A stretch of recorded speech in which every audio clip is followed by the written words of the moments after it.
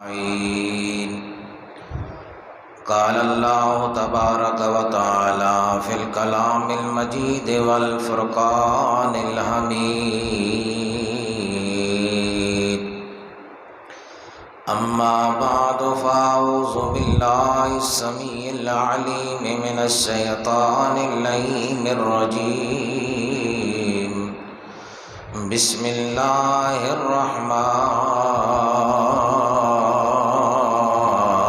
الرحيم. ويطعمون الطعام على حبه مسكينا ويتيما وعصيرا. قال رسول الله صلى الله عليه وسلم: البخيل لا يدخل الجنة ولو كان زاهدا. قال الله تبارك وتعالى في شان حبيبه مخبرا وامرا: إن الله وملائكته يصلون على النبي يا أيها الذين آمنوا صلوا عليه وسلموا تسليما.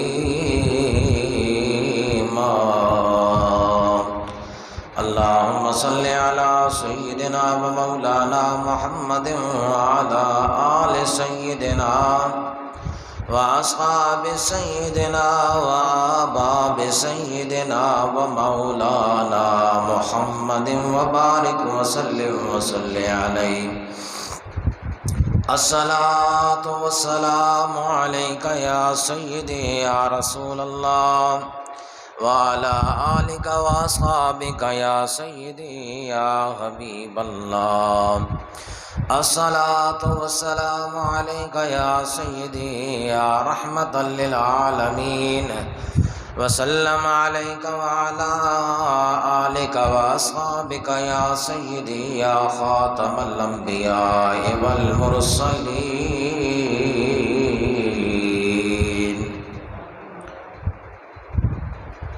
اللہ رب العالمین کی حمد و ثنا بیان کرنے تو بعد بے عد و بے شمار درود و سلام آقا نامدار محبوب کائنات حبیب کبریا حضرت محمد مصطفیٰ صلی اللہ علیہ وسلم کی بارگاہ ناز کے اندر درود و سلام کا نذرانہ پیش کرنے تو بعد میرے نہایت ہی واجب الاحترام سامعین و ناظرین، السلام علیکم ورحمۃ اللہ وبرکاتہ۔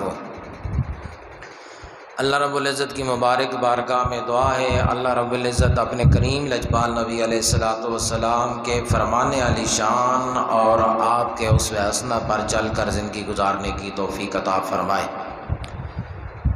سامعین، آپ کے علم کے اندر ہے کہ آج کا یہ جمعۃ المبارک ماہ رمضان شریف کا دوسرا جمعۃ المبارک ہے، اور اس ماہ مبارک کی مبارک گھڑیوں کے بالکل اس طرح دوڑ لگی ہے کہ تقریباً پہلا عشرہ یقیناً پہلا عشرہ جو ہے گزر گیا ہے، اور دوسرا عشرہ جاری ہے۔ یہ بھی ایسے جا رہا ہے کہ ہماری قسمتوں کے اندر جو کمیاں کوتاہیاں رہ رہی ہیں وہ ہم شاید پوریاں کر سکیں، اتنی جلد سے اس ماہ مبارک کا ہماری آنکھوں سے اوجھل ہونا جو ہے یہ بعد میں ہمیں یاد آئے گا۔ کریم لجپال نبی علیہ الصلوۃ والسلام نے فرمایا کاش کہ میری امت کو پتہ چل جائے کہ اس ماہ مبارک کی کیا شان ہے، اس ماہ مبارک کا کیا مقام ہے۔ میری اگر امت کو پتہ چل جائے تو میری امت یہ التجائیں، یہ دعائیں اللہ کی بارگاہ میں کرنا بیٹھ جائے گی کہ یا اللہ پورا سال ہی ماہ مبارک ہمیں عطا فرما دے۔ تو اس لیے میرے کریم لجپال نبی کے غلاموں، اس ماہ مبارک کی قدر کیجیے۔ اس ماہ مبارک کے اندر جتنا ہو سکے اتنا اس ماہ مبارک کو اپنے قلوب و اعضاء کو اس ماہ مبارک کے اندر ذکر و اذکار کے اندر گزاریے، تاکہ آپ پر کوئی ایسا لمحہ، کوئی ایسا وقت، کوئی ایسی ساتھ ایسی نہ گزر جائے جس کے اندر آپ اللہ کی رحمت سے محروم رہ جائیں۔ میں آج جو موضوع لے کر آپ کے سامنے آیا ہوں، کوشش کروں گا وہی آپ کے سامنے پیش کروں۔ وہ موضوع ہے، ایک تو میرے کریم لجپال نبی علیہ الصلاۃ والسلام کے گھرانے کی سخاوت، اور دوسرا سخاوت کیا چیز ہے، یہ کہاں سے ملتی ہے اور یہ کیسے لوگوں کو نصیب ہوتی ہے۔ میں نے حدیث شریف تلاوت کی ہے، البخیل لا يدخل الجنت ولو کان زاہدا۔ میرے اور آپ کے کریم لجپال نبی علیہ الصلاۃ والسلام نے فرمایا کہ بخیل شخص کبھی جنت میں داخل نہیں ہو سکتا۔ فرمایا ولو کان زاہدا، چاہے وہ دنیا سے کنارہ کش ہی کیوں نہ ہو جائے، کہ بخیل آدمی جو ہے وہ جنت میں داخل نہیں ہو سکتا یہاں تک کہ وہ دنیا کو چھوڑ کر، دنیا کی محبت کو نکال کر دنیا سے کنارہ کش ہی کیوں نہ ہو جائے، تب بھی جنت میں داخل نہیں ہو سکتا۔ اگر جنت میں داخل ہونے کا ذریعہ ہے تو دنیا کے اندر رہتے ہوئے اپنے آپ کو بخیل، کنجوس نہیں بلکہ اللہ کی راہ میں خرچ کرنے والا بن جائے، تو وہ دنیا کے اندر رہتے ہوئے جنت میں رہے گا، وہ جنت میں چلا جائے گا۔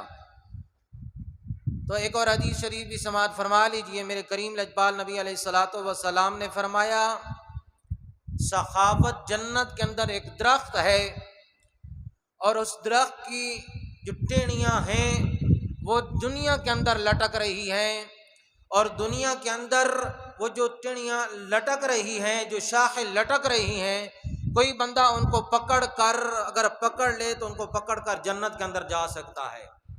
کیا فرمایا کہ سخاوت جنت کے اندر ایک درخت ہے، اور اس کی شاخیں دنیا کے اندر لٹک رہی ہیں، اور کوئی جنت کے اندر جانا چاہتا ہے تو اس کی شاخوں کو پکڑ لے اور اس کی شاخوں کو پکڑ کر جنت میں اندر داخل ہو سکتا ہے۔ فرمایا اسی طرح کنجوسی، بخیلی بھی دوزخ جہنم کے اندر ایک درخت ہے، تو اس کی بھی شاخیں دنیا کے اندر لٹک رہی ہیں، جو اس کی شاخوں کو پکڑ لے گا وہ جہنم کے اندر داخل ہو جائے گا۔ اب آسان طریقہ میرے کریم لجپال نبی علیہ الصلاۃ والسلام نے فرما دیا کہ اگر جنت میں جانا چاہتے ہو تو سخی بن جاؤ، اللہ کی راہ میں خرچ کرنے والے بن جاؤ۔ جنت میں جانا چاہتے ہو تو اپنے مال کو اپنے رب کریم کی رضا میں خرچ کرنا شروع کر دو۔ اگر اس کے برعکس چلنا چاہتے ہو تو پھر جہنم ہے، جہنم کے اندر درخت ہے، اس کی شاخیں دنیا کے اندر لٹک رہی ہیں، کوئی بندہ ان کو پکڑ لے گا، یعنی بخیلی کو پکڑ لے گا، وہ یہ سمجھے کہ وہ اس نے جہنم کے اندر جو بخیلی کا درخت ہے اس کی شاخوں کو پکڑ لیا ہے اس نے، اور وہ جہنم کا راستہ پکڑ کر وہ جہنم میں جا رہا ہے۔ اسی لیے فرمایا البخیل لا يدخل الجنت ولو کان زاہدا، کہ بخیل آدمی جنت کے اندر نہیں داخل ہو سکتا جب تک کہ وہ دنیا سے کنارہ کش ہی کیوں نہ ہو جائے۔ تو میرے کریم لجپال نبی کے غلاموں، اب ہم نے خود فیصلہ کرنا ہے کہ ہم جنت میں جا رہے ہیں یا جہنم میں جا رہے ہیں۔ تو میں نے جو آیت کریمہ تلاوت کی ہے سورہ دہر میں سے، رب کائنات فرما رہا ہے وَيُطْعِمُونَ الطَّعَامَ عَلَىٰ حُبِّهِ مِسْكِينًا وَيَتِيمًا وَأَسِيرًا۔ یہ آیت کریمہ کب نازل ہوئی؟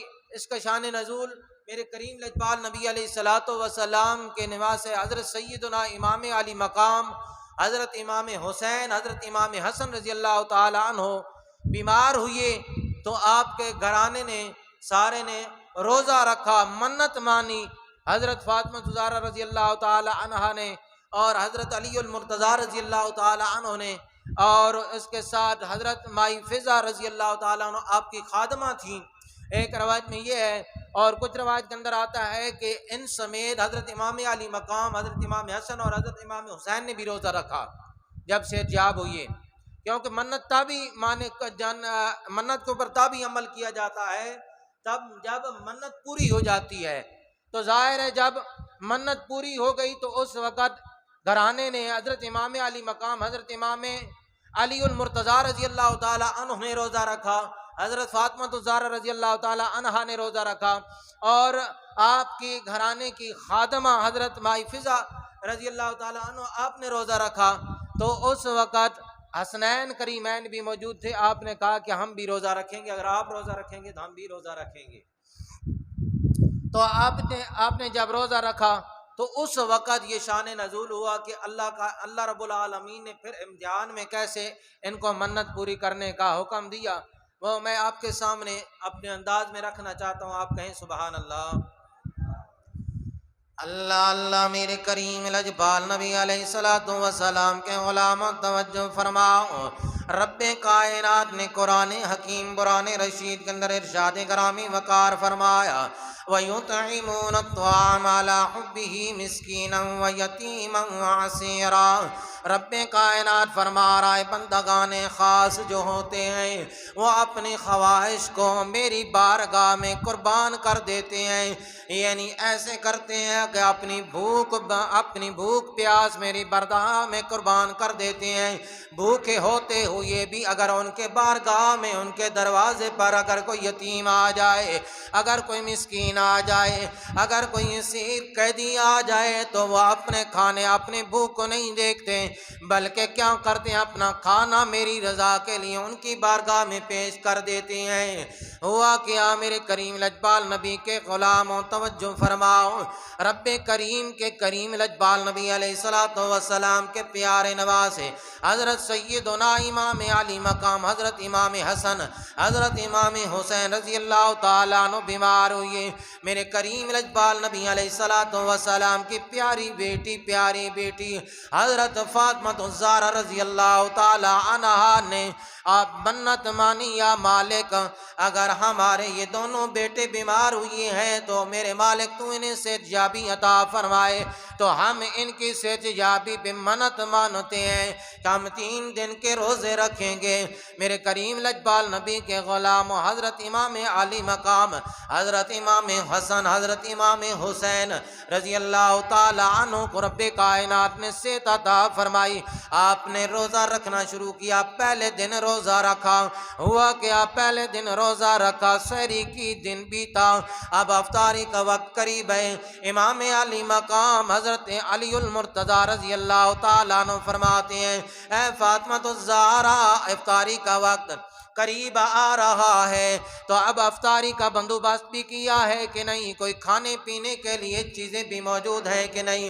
حضرت فاطمہ فرماتی ہیں، اے علی المرتضی رضی اللہ تعالیٰ عنہ کھانے کے لیے کوئی چیز ابھی تک موجود نہیں ہے۔ حضرت علی گھر سے چلتے ہیں، چلتے وہاں بازار سے آپ نے کیا کیا، جو خریدے، اور جو خرید کر آپ نے گھر آ کر اس کا آٹا پسوایا، آٹا بنایا، آٹا بنانے کے بعد اب آٹا بن گیا، افطاری کا وقت بھی قریب آیا، ادھر جو کی 3 روٹیاں پکا لیں، 3 روٹیاں پکی، اب ہوا کیا افطاری کا وقت آیا، ادھر سے دروازے پہ دستک آئی، فقیر آیا اور دستک دی گا، ادھر افطاری کا وقت ہے۔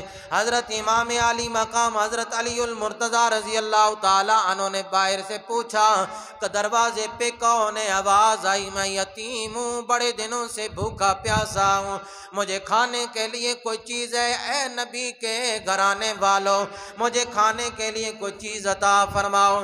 ادھر حضرت علی المرتضی نے اپنی روٹی اٹھائی، حضرت فاطمہ نے دیکھا آپ نے بھی اپنی روٹی اٹھائی، آپ کی خادمہ نے دیکھا آپ نے بھی روٹی اٹھائی۔ اب اس روایت کے اندر تینوں نے روٹیاں اٹھائیں، جا کر اس دروازے پہ آنے والے یتیم کو دے دیں۔ اب وہاں سے واپس پلٹے، آپ نے پانی کے ساتھ کھجور کے ساتھ روزہ افطار کر دیا۔ کیا پہلے دن آپ نے روٹی تیار کی، روٹی جب تیار ہو گئی دسترخوان پہ رکھ دی گئی، ادھر دروازے پہ دستک ہوئی، بھائی نبی کے گھرانے والوں میں یتیم آپ کے دروازے پہ آیا ہوں، بڑے دنوں سے بھوکا ہوں، کوئی چیز کھانے کے لیے ہے تو مجھے دے دو۔ وہاں سے علی المرتضی نے اپنے حصے کی روٹی اٹھائی، جب نبی کی لاڈلی بیٹی نے دیکھا علی المرتضی نے دسترخوان سے اپنا حصہ اٹھا لیا ہے تو اب وہاں پر فاطمہ الزہرا رضی اللہ تعالی عنہا آپ کہتی ہیں اگر علی تم اپنا حصہ اللہ کی بارگاہ میں پیش کر سکتے ہو میں کیسے رہ سکتی ہوں۔ اب خادمہ نے دیکھا کہ اب علی المرتضیٰ میرے آقا نے بھی اپنے دسترخوان سے اپنا حصہ اٹھا لیا ہے، اور فاطمہ کو دیکھا تو فاطمہ نے بھی اپنا حصہ دسترخوان سے اٹھا کے اللہ کی بارگاہ میں پیش کرنے کے لیے اٹھا لیا ہے۔ تو اب خادمہ فضا فرماتی ہیں کہ میرا مجھ سے بھی نہ رہا گیا، میں نے بھی اپنا حصہ اٹھایا اور اس یتیم کے در پہ جا کر دے دیا۔ اب ہوا کیا، واپس پلٹے، آپ نے پہلے دن کا روزہ پانی سے افطار کر دیا۔ یہاں پر ایک مسئلہ سماعت فرما لیجئے، آج ہم بھی روزہ افطار کر رہے ہیں، میرے نبی کے غلاموں ہمارے دسترخوان کے اوپر ہر قسم کی دنیا کی نعمت موجود ہے، ہر قسم کی نعمت موجود ہے، ہم اس نعمت سے ہم روزہ افطار کر رہے ہیں۔ تو میرے کریم لجپال نبی کے غلاموں، میرے کریم لجپال نبی کی آل اور آقا کریم صلی اللہ علیہ وسلم کے دور کے اندر کھجور سے یا پانی سے روزہ افطار کیا جاتا تھا۔ تو آج ہم کھجور سامنے پڑی ہو تو ہم کھجور کو ہاتھ نہیں لگاتے، ہم بڑے بڑے قیمتی کہتے ہیں کہ یہ بڑے جو لذیذ کھانے پڑے ان کے ساتھ روزہ افطار کریں۔ تو سب سے پہلے سنت طریقہ کیا ہے کہ کھجور کو اٹھایا جائے اور کھجور سے روزے کو افطار کیا جائے۔ وجہ کیا ہے؟ وجہ یہ ہے کہ کھانا جو پانی ہے یہ پانی طہارت کا سبب بنتا ہے، اور کھجور جو ہے یہ جسم کی توانائی کا سبب بنتی ہے۔ تو کھجور سے روزہ افطار کریں کہ جسم کے اندر توانائی آئے گی، طاقت آئے گی، اور جو سارا دن آپ نے گزارا بے طاقت ہوتے ہوئے، جو طاقت آپ کے جسم کے اندر سے نکل چکی تھی، آپ جب کھجور سے روزہ افطار کریں گے آپ کے جسم کے اندر طاقت بھی آئے گی، شفاعت بھی آئے گی، اور ساتھ جب پانی سے آپ روزہ افطار کریں گے تو پانی کی وجہ اور پانی کے کیا برکات ہیں کہ آپ کا جسم طہارت سے منور ہو جائے گا۔ میرے کریم لجپال نبی کے غلاموں جب روزہ افطار کرو تو افطار کرنے سے سب سے پہلے اگر کسی چیز سے آغاز کرو تو کھجور سے آغاز کرو، اور رب کے پیارے پانی سے آغاز کرو، نور سے آغاز کرو۔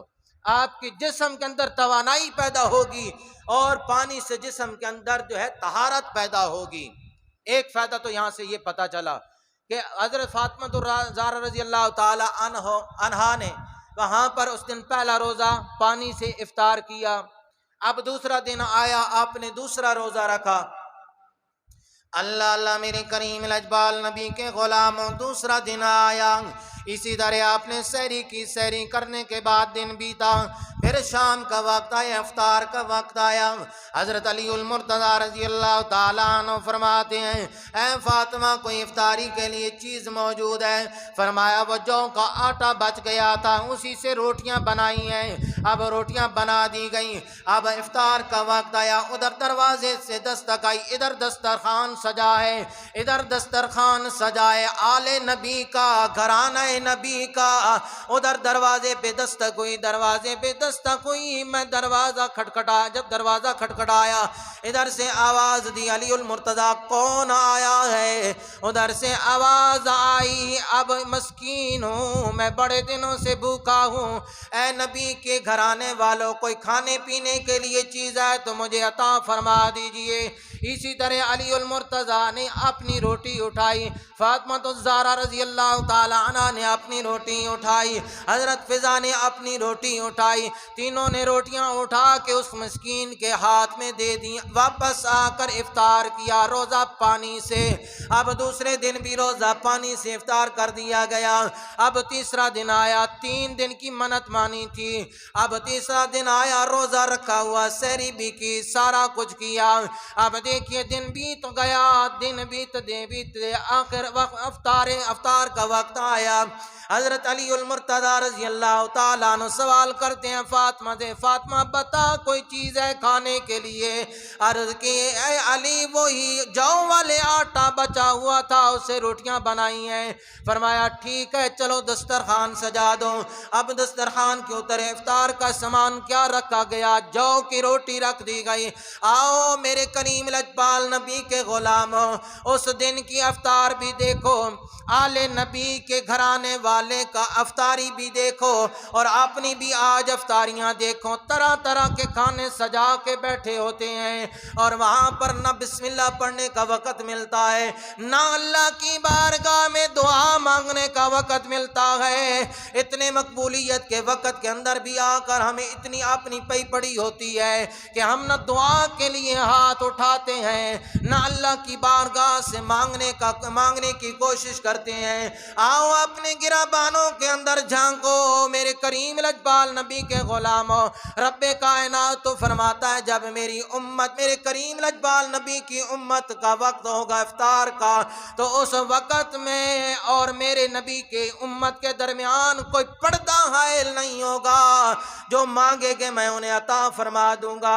کبھی ہم نے غور کیا ہے کہ ہم نے جب افطار کا اتنا اہتمام کرتے ہیں، کم از کم عصر کی نماز تو پتہ نہیں ہم کیسے ادا کرتے ہیں، عصر کی نماز کے بعد ہم افطار کا انتظام کرنا شروع کر دیتے ہیں۔ ہمارے گھر کے اندر مائیں بہنیں اتنا اہتمام کرتی ہیں کہ وہ اتنا وقت بیت جاتا ہے، اب ہمارے سامنے دسترخوان سجا دیا جاتا ہے، لیکن ہم نے کبھی اتنا احساس نہیں کیا ہماری مائیں بہنوں نے کتنے تمام سے ہماری افطاری کا اہتمام کیا ہے۔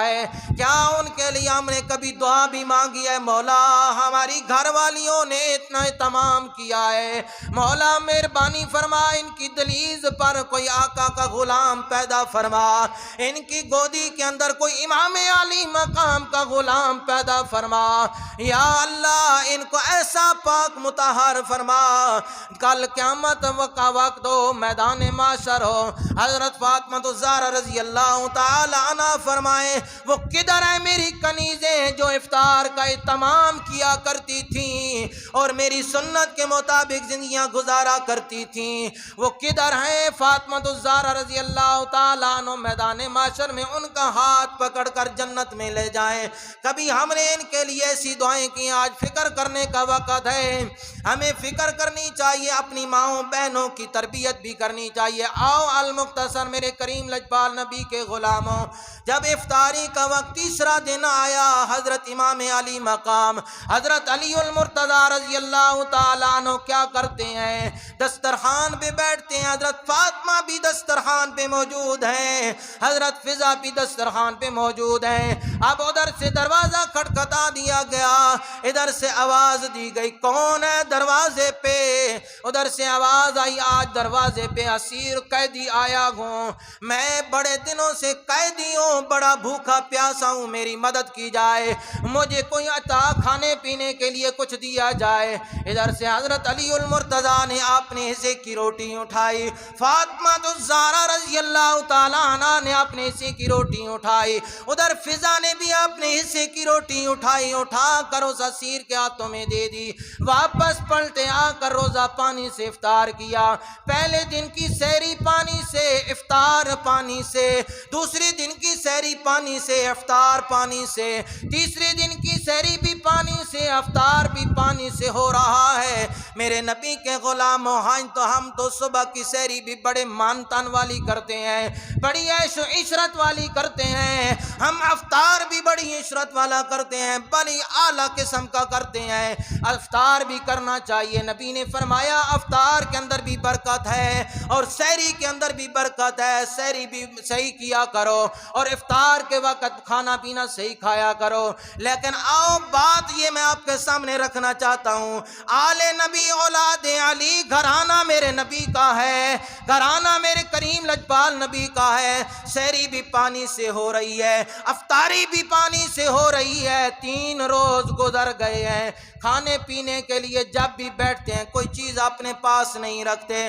اب اگر دیکھیے کہ یتیم کا 1 روٹی سے گزارا ہو سکتا تھا، اب ادھر دیکھیے مسکین کا گزارا 1 روٹی سے بھی ہو سکتا تھا، اب دیکھیے ادھر قیدی کا گزارا بھی 1 روٹی سے ہو سکتا تھا، لیکن نہ اللہ کی بارگاہ میں مقبول بننے کے لیے اپنا سب کچھ اللہ کی بارگاہ میں قربان کرنا پڑے گا۔ آؤ ادھر آپ نے 3 دن کی سحری اور افطاری پانی سے کی، ادھر رب کائنات نے قرآن ارشاد فرما دیا، قرآن نازل فرما دیا، فرما وَيُطْعِمُونَ الطَّعَامَ عَلَى حُبِّهِ مِسْكِينًا وَيَتِيمًا وَأَسِيرًا۔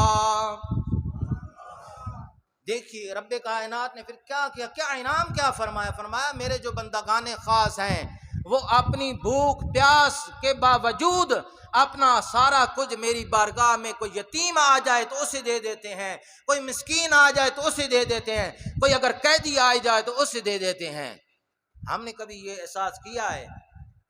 آج سوچنے کی اور یہ سوچنے والی گھڑیاں ہیں کہ اس ماہ مبارک کے مبارک مہینے کے اندر کیا ہم نے کبھی اپنے پڑوس کا حال حوالہ لیا ہے؟ ہمارے پڑوس کے اندر کتنے لوگ ہیں جن کی افطاری ایسی نہیں ہوتی جیسی ہم بڑوں کی ہوتی ہے، یعنی دولت مند لوگوں کی ہوتی ہے۔ ایسے لوگ بھی آپ کے پڑوس میں موجود ہیں جن کے پاس افطاری کے لیے کھجور بھی نہیں ہے۔ آؤ میرے کریم لجپال نبی کے غلاموں، سنو کھجور کا کیا مقام ہے۔ میرے کریم لجپال نبی علیہ الصلوۃ والسلام نے فرمایا کہ اپنے گھر کے اندر کوئی مہمان آ جائے تو اس کی مہمان نوازی صحیح کرو۔ اگر مہمان نوازی کوئی اتنی بڑی نہیں کر سکتے، اتنے بڑے کھانے نہیں پکا سکتے، تو اپنے گھر کے اندر کم از کم کھجور کا ٹوکرا ضرور رکھو۔ کیا فرمایا؟ کھجور کا ٹوکرا رکھو۔ اگر کوئی مہمان آ جائے تو کم از کم اس کے سامنے کھجور کے 2 دانے رکھ دو، تمہاری مہمان نوازی اس بکرے کے پکائی ہوئے کھانے سے بڑھ کر تمہاری مہمان نوازی ادا کی جائے گی۔ کاش کہ اگر مہمان جو آیا ہے وہ بھی اتنی فرصت رکھنے والا ہو۔ آج کل کے ہم مہمان کیسے بنتے ہیں؟ ہم کہتے ہیں یار ایک تو کیا ہے دال ساگ بھی نہیں پکانا، دوسرا ہو تو بکرے کا کھانا ہو، بکرے کے علاوہ ہم کچھ نہیں کھاتے، بلکہ جرمانے ڈالتے ہیں کہ فلاں آدمی کے اوپر آج بکرا ڈالا ہے، بکرے کا کھانا اس نے پکایا ہے۔ بھائی یار دیکھنا اس کی طاقت بھی ہے بکرا کھلانے کی۔ اگر وہ تمہارے سامنے سادی روٹی اور سادہ ساگ ہی رکھ دے، یا اس کے علاوہ دال کوئی ایسی چھوٹی جو کم چیز ہے، آج کل تو اگر ریٹ دیکھے تو دالیں بھی بکرے کے قریب جا پہنچی ہیں، لیکن کیا ہے کہ سادہ کھانا حضور نے پسند فرمایا، اور فرمایا کہ اگر مہمان کی مہمان نوازی زیادہ نہیں کر سکتے تو کیا کرو کہ کم از کم کھجور کا ٹوکرا رکھو، کھجور سے اس کی مہمان نوازی کر دو۔ تو آج ہمیں اپنے گریبانوں میں جھانک کر اپنی رہنمائی کرنی پڑے گی، ہمیں اپنے آپ کو اس کٹہرے میں کھڑا کرنا پڑے گا جس پر میرے کریم لجپال نبی علیہ الصلوۃ والسلام نے خود عمل کر کے بتایا ہے۔ میں بہت سی روایات آپ کے سامنے حضور کے در کے، آپ کی سخاوت کے بارے میں آپ کے سامنے لے کر آیا تھا، وقت بہت کم ہے۔ کریم لجپال نبی علیہ الصلوۃ والسلام کے در اقدس پر ایک بنو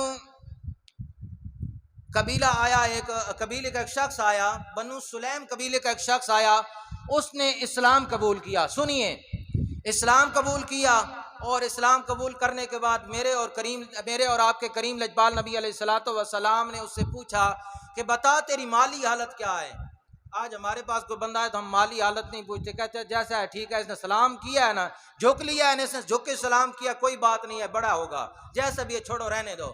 میرے کریم لجپال نبی کا انداز دیکھیے، اسلام قبول کیا، اسلام قبول کرنے کے بعد میرے کریم نے پوچھ لیا بتا تیری مالی حالت کیا ہے۔ وہ کہنے لگا یا رسول اللہ، اللہ کے نبی، میرے خاندان کے 3000 بندے ہیں، 3000 لوگ ہیں، ان 3000 میں سے سب سے غریب میں ہوں، سب سے غریب میں ہوں۔ میرے کریم لجپال نبی نے صحابہ کو فرمایا اے صحابہ اس کی امداد کرو۔ ایک صحابی کھڑے ہوئے، انہوں نے کہا کہ اے آنے والے اسلام قبول کرنے والے، تو جہاں سے اٹھے گا باہر میری اونٹنی کھڑی ہے، وہ اونٹنی تجھے میں تحفے میں عطا کروں گا۔ کیا کروں گا؟ تحفے میں عطا کروں گا۔ آج ہم تحفے بھی دیتے ہیں تو بعد میں کہتے ہیں فلاں بندے کو میں نے تحفہ دیا ہے، وہ لوگوں کے آپ کے تذکرہ کر کے ذکر کر کے اس کو تاوان سمجھتے ہیں کہ ہم نے بڑا کچھ کر دیا ہے۔ نہ میرے کریم لجپال نبی کے غلاموں، اگر کسی کو کوئی چیز دینی ہے تو اسے ایسے دو تاکہ قیامت والے دن تمہیں پتہ چلے، قیامت آنے سے پہلے نہ تمہیں پتہ چلے نہ تمہارے اس آنے والے دوست کو پتہ چلے۔ اب آگے کیا ہوا؟ حضرت علی المرتضیٰ رضی اللہ تعالیٰ عنہ کھڑی ہے۔ ہم اپنے کریم لجپال نبی کے غلاموں کو، صحابہ کے نعرے لگاتے ہیں لیکن عمل بہت کم کرتے ہیں۔ دیکھیے، نعرہ حیدری سے ہمیں بڑا پیار ہے، ہم علی سے بڑا پیار کرتے ہیں، لیکن جو کام علی المرتضیٰ رضی اللہ تعالیٰ عنہ نے کیا وہ ابھی تک ہم نے کام ایک بھی نہیں کیا۔ حضرت علی رضی اللہ تعالیٰ عنہ کھڑے ہوئے، آپ نے اپنے سر مبارک سے پگڑی اتاری، دستار اتاری، اس کے سر پہ رکھ دی۔ اب یہاں پر میرے کریم لجپال نبی علیہ الصلوۃ والسلام نے فرمایا کہ سلیمان کھڑے ہو. سلیمان کو فرمایا کہ جا سلیمان، اب اس کے کھانے، اب اس کے جو ہے مال و دولت کا اہتمام کر دیا گیا، اسے کپڑے بھی دے دیے گئے، اب اس کو سواری کے لیے اونٹنی بھی دے دی گیا ہے، مال بھی ساتھ دے دیا گیا ہے، اب جاؤ تم اہتمام کرو کھانے کا. دیکھیے پھر باری آ رہی ہے میرے کریم لجپال نبی کے گھرانے کی. حضرت سلیمان رضی اللہ تعالیٰ عنہ فرماتے ہیں کہ میں دروازے سے باہر نکلا، اور جب دروازے سے باہر نکلا تو میری نظر پڑی جناب والا حضرت سیدنا فاطمہ الزہرا رضی اللہ تعالیٰ عنہ کے دروازے پر. تو میں نے جا کر دروازہ کھٹکھٹایا، اور دروازہ جب کھٹکھٹایا تو آگے سے فاطمہ الزہرا رضی اللہ تعالیٰ عنہ آئی. میں نے کہا کہ اے فاطمہ، اے میرے کریم لجپال نبی کی پیاری بیٹی، آج کریم لجپال نبی کی بارگاہ میں ایک شخص آیا، اس نے اسلام قبول کیا. تو اس نے اسلام جب قبول کیا، حضور نے پوچھ لیا مالی حالت، اس نے بتایا میں سب سے زیادہ غریب ہوں. تو اس کی غربت کو دور کرنے کے لیے ایک صحابی اٹھا، اس نے اونٹ کی تحفے میں دے دی. دوسرا صحابی حضرت علی المرتضیٰ رضی اللہ تعالیٰ عنہ اٹھے، انہوں نے اپنی دستار اتار کے دے دی. اب فاطمہ کا حق بنتا تھا، جیسے ہم کرتے ہیں کہ اگر ایک آدمی نے اگر کچھ کسی مانگنے والے کو دے دیا، کہتے ہیں اس نے دے دیا بس ٹھیک ہے ساروں کا ہو گیا ہے. حضرت فاطمہ کہہ سکتی تھی جب علی المرتضیٰ نے پگڑی اپنی دستار دے دی ہے تو ہمارا ہو گیا ہے. فرمایا بتا میرے لیے کیا حکم ہے. آپ فرماتی ہیں کہ بتاؤ میرے لیے کیا حکم ہے، میں نے کیا کرنا ہے. تو آپ حضرت سلیمان فرماتے ہیں کہ حضرت سلیمان رضی اللہ تعالیٰ عنہ فرماتے ہیں کہ میں نے کہا کہ حضور نے فرمایا کھانے کا بندوبست کرو، تو میری پہلی نظر آپ کے دروازے پہ پڑی ہے. تو آپ نے جا کہا کہ ٹھہر جاؤ یہاں پر ہی رکھو، ابھی میں کھانا لے کر آتی ہوں. 3 دن سے امام علی مقام نے کھانا نہیں کھایا، پر بہت اللہ نے دے رکھا ہے. سوچنے والی بات ہے، 3 دنوں سے ابھی تک امام علی مقام حسن حسین نے کھانا نہیں کھایا، لیکن ماں کہہ رہی ہے کہ اللہ نے بڑا دے رکھا ہے، کھانے کے لیے اللہ نے بڑا دیا ہے. کہا کہ اب سلیمان فرماتے ہیں میں سوچنے لگ گیا کہ دیکھیے کہ ادھر فرما رہی ہیں کہ بیٹوں نے کچھ نہیں کھایا، ادھر فرما رہی ہیں کہ رب نے بڑا دے رکھا ہے. میں حیران پریشان.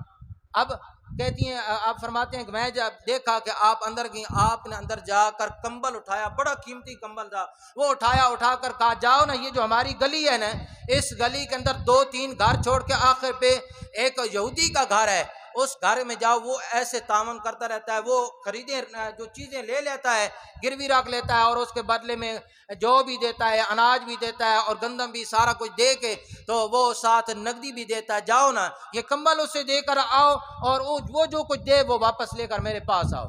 اب حضرت سلمان فارسی فرماتے ہیں کہ میں نے آپ سوچ میں پڑ گیا، کہنے لگا اتنا قیمتی کمبل، اور ایک غلام آیا پہلی مرتبہ اس نے اسلام قبول کیا، اور اس کے کھانے کے لیے اتنا کچھ کر دیا، اپنا قیمتی کمبل بھی دے دیا. اب دیکھیے کہ بیٹے 3 دن سے پیاسے بھوکے ہیں، لیکن آپ نے بیٹوں کو نہ کھلایا. تو حضرت فاطمہ رضی اللہ تعالیٰ عنہ کے سامنے آپ فرماتے ہیں کہ میں کہنے لگا کہ اے اماں جان، یہ آپ اتنا قیمتی کمبل جو ہیں یہ آپ دے رہے ہیں. فرمایا کہ آپ نے اس حکم کو ماننا پڑے گا، آپ کو جانا پڑے گا. حضرت سلمان کہتے ہیں کہ میں نے حکم کی تابع داری کرتے میں چل پڑا گیا، اور جا کر اس یہودی کو جا کر جب کمبل دیا نا، وہ اس نے جب اپنے ہاتھوں میں لیا، خوشبو کے حلے، کہنے لگا کہ یہ کمبل کہاں سے لیا اتنا قیمتی. کہا کہ یہ علی المرتضیٰ کے گھر سے آیا ہے. کہو نا سبحان اللہ، یہ کمبل علی المرتضیٰ کے گھر سے آیا ہے. تو وہاں پر وہ یہودی کہنے لگا کہ بات یہ ہے نا کہ یہ اتنا قیمتی کمبل اور علی المرتضیٰ کے گھر سے اور اتنی خوشبو، آپ ایسا کریں نا، آج ہی میں نے تورات کے اندر پڑھا ہے کہ میرا ایک نبی آخر، میری ایک امت آئے گی آخر میں، اور اس امت کا نبی ہوگا، اور اس نبی کا یہ مقام ہوگا کہ اس کے اپنے قریبی ایسے ہوں گے کہ وہ خود بھوکے پیاسے رہیں گے، اپنے پیٹ پہ پتھر باندھیں گے، اور آنے والوں کو اپنے جتنے بھی یتیم مسکین آئیں گے ان کے پیٹوں کو بھر دیں گے، ان کو اتنی غذائیں عطا کریں گے، اپنے در کی فکر نہیں کریں گے بلکہ آنے والے کی فکر کریں گے. تو وہ یہودی کہنے لگا کہ آپ ایسا کریں، جائیں آپ یہ کمبل بھی لے جائیں، اور جو بھی لے جائیں، گندم بھی لے جائیں، اور ساتھ یہ نقدی بھی میری طرف سے لے جائیں. مجھے پتہ ہے فاطمہ یہ میری طرف سے قبول نہیں کریں گی، لیکن ان کو کہنا کہ آج قبول کرنا پڑے گا، آج آپ کا پڑوسی آپ کے نانے کا کلمہ پڑھنے کے لیے آ رہا ہے، آج آپ کا پڑوسی آپ کے نانے کا کلمہ پڑھنے کے لیے آ رہا ہے. تو ہوا کیا، وہاں سے وہ آپ نے یہ سارا اناج وغیرہ دیا، وہاں پر آ کر اس یہودی نے اسلام قبول کیا. دیکھیے آج ہم کتنا اپنے کریم لجپال نبی کے فرمانے علی شان پر، آپ کے نقش قدم پر چل رہے ہیں۔ تو بس یہ جتنے بھی واقعات آپ کے سامنے رکھے قرآن و حدیث کے اندر، کیونکہ یہاں پر میں نے بتایا کہ جو میں نے آیت کریمہ پڑھی، یہ شان نزول کیا ہے کہ یہ آقا کریم صلی اللہ علیہ وسلم کی پیاری بیٹی اور آپ کی آل گھرانے کے اوپر اس وقت نازل ہوئی جب آپ نے امام علی مقام حضرت امام حسین اور حسن رضی اللہ تعالیٰ عنہ کی منت کو پورا کیا، 3 دن روزے رکھے بھوکے پیاسے، ادھر یتیم بھی آیا۔ یہاں پر آتا ہے کہ آخر کا روایات کے اندر علماء کرام نے لکھا ہے کہ یہ جو حدیث، یہ جو آدمی 3 حالتوں میں آیا، یہ جبرائیل امین تھے، یہ کوئی عام آدمی نہیں تھا۔ پہلے دن یتیم، دوسرے دن مسکین اور تیسرے دن قیدی کی شکل میں آئے، یہ جبرائیل امین تھے۔ تو دیکھیے رب کائنات برسات قرآن بھی نازل فرمایا ان کی شان میں۔ تو آؤ جب آپ بھی اللہ اور اللہ کے حبیب کریم صلی اللہ علیہ وسلم اور آپ کے نواسے اور آپ کی آل اولاد کے طور طریقے پر چلیں گے، انشاءاللہ العزیز اللہ تعالیٰ آپ کی شان میں بھی آپ کے مقام پر کل قیامت والے دن دسترخوان سجائے گا، کہے گا کہ انہوں نے اپنے دسترخوان کے اوپر اپنے غریب دوستوں کو، غریب بھائیوں کو، پڑوسیوں کو بلایا اور بلا کر اتنے انعامات سے نوازا۔